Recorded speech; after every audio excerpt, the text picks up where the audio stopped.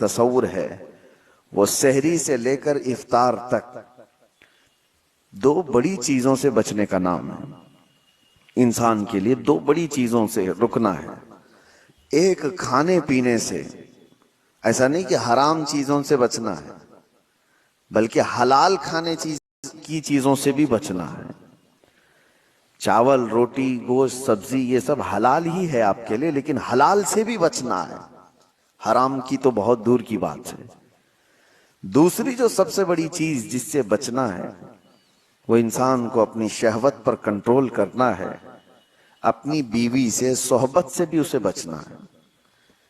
یہاں پر بھی وہی معاملہ ہے، حرام تعلق تو بہت دور کی بات ہے، بیوی سے صحبت کرنا، بیوی سے جمع کرنا، اس سے تعلق قائم کرنا یہ تو حلال ہے، لیکن روزے کی حالت میں اس حلال چیز سے بھی بچنا ہے۔ حرام کا پھر کہاں نمبر ہے؟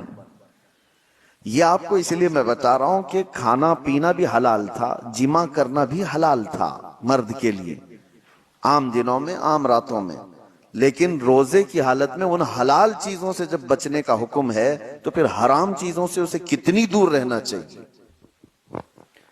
دو بڑی چیزوں سے بچایا جاتا ہے، اور یہ دو چیزیں انسان کی روز کی ضروریات میں آ جاتی ہیں۔